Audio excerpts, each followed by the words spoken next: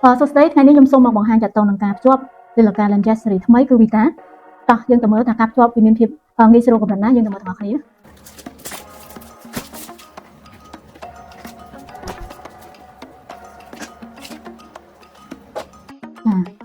យើងចាប់ដើមមកយើងបក sticker នៅពីខាងលើតោះមកយើងចុចកន្លែង power នេះគេដាក់ power យើងចុចលើប៊ូតុងនឹងជាប់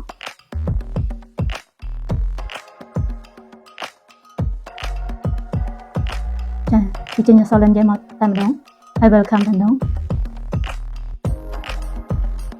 ហើយបន្ទាប់ពីចេញសញ្ញា welcome នេះចានេះយើងអាចរកភាសានៅទីនេះបានចារកភាសានៅទីនេះបានវាមានភាសាជាច្រើនចាហើយក៏មានភាសាខ្មែរយើងផងដែរនៅទីនេះនៅខាងក្រោមគេភាសាខ្មែរហើយនៅក្រៅទីហ្នឹងគឺមានភាសាជាច្រើនមានភាសាចិនអេស្ប៉ាញចាប៉ូទុយហ្គាល់អីហ្នឹងគឺមានច្រើនមែនតើនៅក្នុងហ្នឹងចាឥឡូវខ្ញុំសូមដាក់ជាភាសាអង់គ្លេសសិនសម្រាប់ការភ្ជាប់ចាបន្តមកមិញចេញ QR code មែនទេអញ្ចឹងយើងចូលសម្រាប់ Android គឺចូលមកខាង Google នេះមានសញ្ញាមួយនេះគឺសញ្ញាកាមេរ៉ាយើងចុចវាមកចាហើយបន្តមកយើងក៏ធ្វើការថតជាមួយនឹងការបង្ហាញ QR code នេះ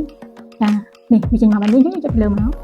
ចានៅក្នុងនេះវាមានជាប្រភេទ Android ហើយនិងប្រភេទ iOS អញ្ចឹងខ្ញុំចុចយកប្រភេទ Android ចាហើយ install នេះចា install ចូលមក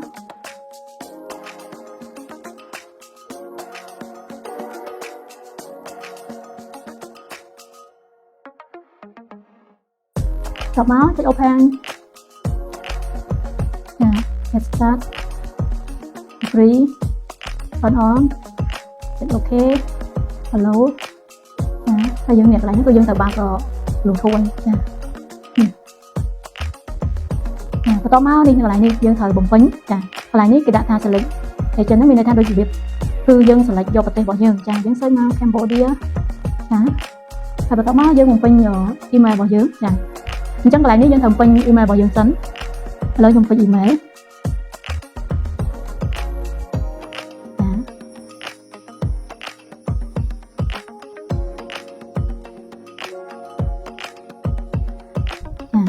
យើងពេញហើយយើងសាញ់អប់ចាយើងមកមើលលោកនេះគឺជា web 4 របស់ app ហ្នឹងហើយយើងក៏ចុច agree បន្តចាហើយបន្តមកនេះថ្ងៃខែកំណើតនៅខាងលើនេះយើងដាក់ថ្ងៃខែកំណើតចាយើងដាក់អញ្ចឹងចុះហើយនេះភេទចាយើងភេទយើងដាក់ភេទប្រុសឬក៏ភេទស្រីអញ្ចឹងចាហើយបន្តមកពពោះទម្ងន់ចាហើយនឹងជំនឿរបស់យើងអញ្ចឹងហើយបន្តមកយើង sell កន្លែងនេះយើងអាចដាក់ profile បានបើយើងចង់ដាក់ណាចាយើងដាក់រូបរបស់យើងឬក៏រូបតំណាងអ្វីមួយអញ្ចឹងទៅបន្តមកយើង sell ចាហើយបន្តមកយើង agree មកចាទៅចៅម្ដងទៀតអូជាស្រ័យដោយសារតែខ្ញុំអត់បានពេញឈ្មោះអញ្ចឹងខ្ញុំដាក់ឈ្មោះចាខ្ញុំដាក់ថា MC អញ្ចឹងចុះចាខ្ញុំទៅចៅមកចា success ចាជោគជ័យហើយយើង continue បន្តនេះវាធ្វើការស្វែងរកនេះ Vita ចេញមកហើយយើងចុចលើ Vita នេះមក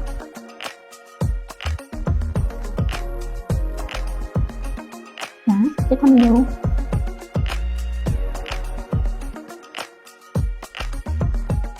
ចាចុច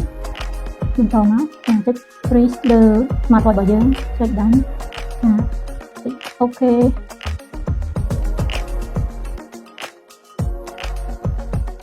ចានេះគឺវា install GPS ចូលចានេះគឺរួចរាល់ហើយចា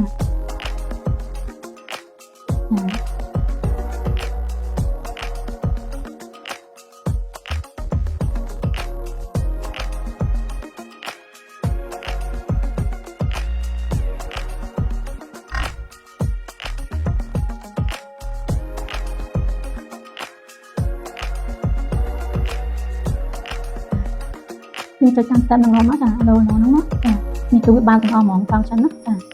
អញ្ចឹងពេលដែល load សារ message មកពីខាងហ្នឹងគឺវា load មកយើងដឹងនេះ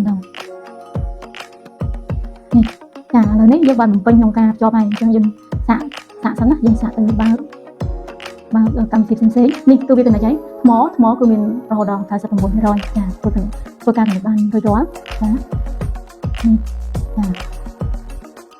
នេះជារបៀបជាប់លេខការ Smartwatch Vita ជាមួយនឹងទូរស័ព្ទដៃចាសូមអរគុណ